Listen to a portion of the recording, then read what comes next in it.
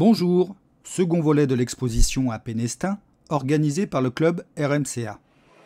Si dans la première vidéo nous avons évoqué le réseau digital, voici venu le tour de nous délecter du réseau analogique. Plusieurs ambiances sont ici évoquées. L'ensemble du retournement, appelé raquette gauche, est en lien direct avec un duo de pont. Suivi par la gare de Bellevue,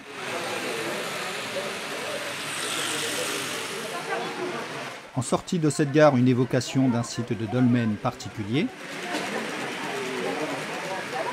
La richesse de la région tient en partie par sa mine d'or qu'un magnifique pont métallique domine.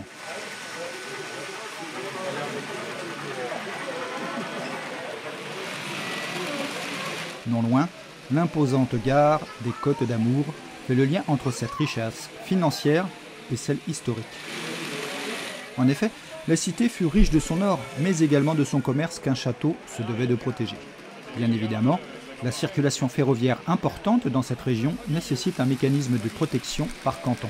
Sur ce réseau, il est fonctionnel et permet de faire circuler simultanément 6 à 7 trains.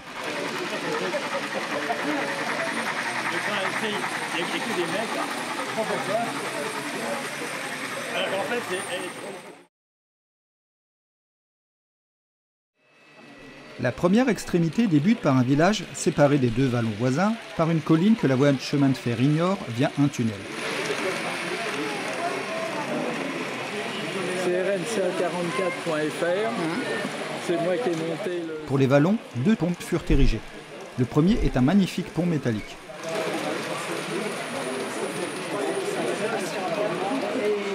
Le second, ayant résisté aux affres du temps, est en pierre.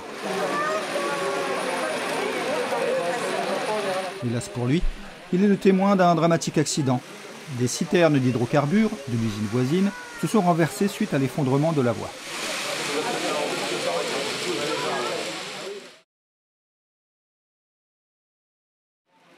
À l'entrée de la gare de Bellevue, une animation originale est proposée au travers de wagons plats remplis de sable et pour certains surmontés de cabines de plage, afin de détourner le regard d'une industrie de pétrochimie toute proche. Rien que cette présence industrielle pourrait imposer le changement du nom de la gare, car la vue n'incite pas vraiment à de belles rêveries.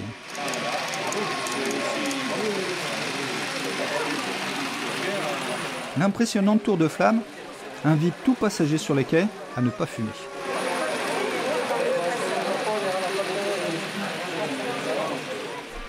L'autre extrémité de la gare de Bellevue, qui se doit de respecter son nom, offre au regard des passagers un magnifique moulin encore en état, avec le mouvement si émouvant de ses ailes.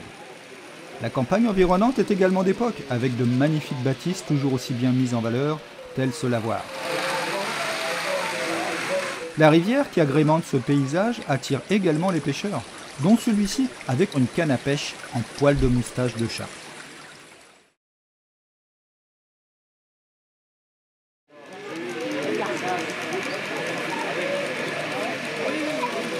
À la sortie de la gare de Bellevue, une autre curiosité attire le regard du voyageur.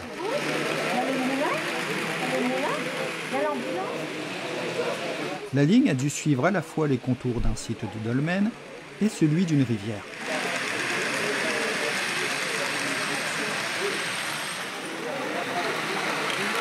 Ce site, encore objet d'étude et de fouille, est celui de Carnacum.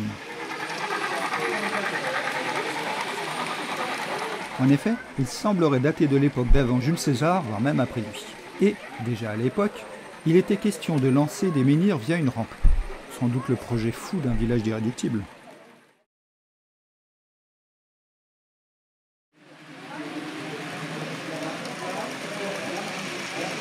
Un long pont, fait de poutrelles métalliques, enjambe une carrière de la mine d'or de Saint-André.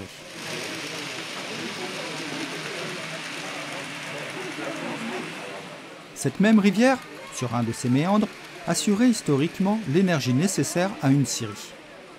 Même si après le passage de la électricité, le courant de la rivière n'apportait plus autant d'intérêt, la localisation géographique perdure. Un des symboles de l'importance de cette scierie est sans nul doute l'embranchement particulier dont elle dispose. Ce dernier a même nécessité la construction d'un pont métallique spécifique juste à côté de celui en pierre pour la double voie principale de la ligne.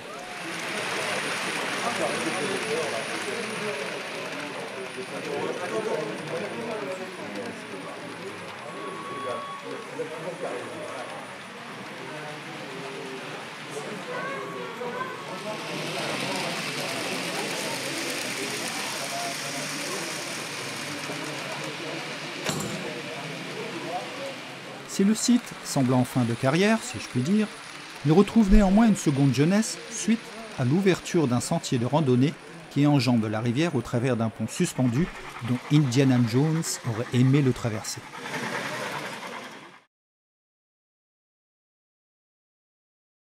À l'entrée de la grande gare est présent un dépôt avec son pont tournant.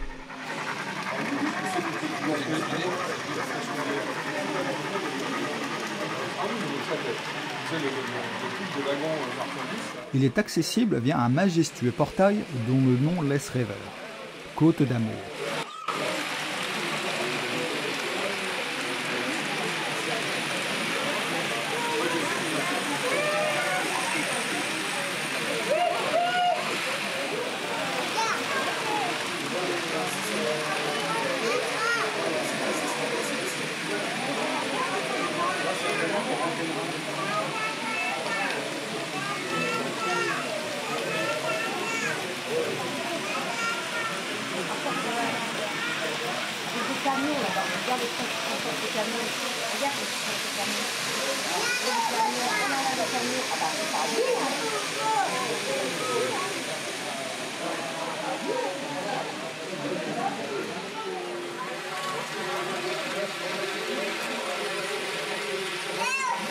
La région est un riche carrefour pour les entreprises et industries. Le trafic des trains est donc à la fois de marchandises, mais également de voyageurs. Attends, on va laisser passer le...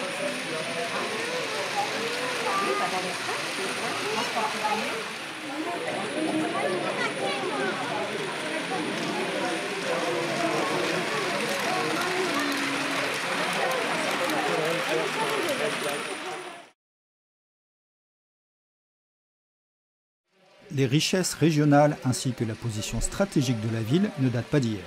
En témoigne le château fort encore bien conservé sur les hauteurs qui dominent la gare.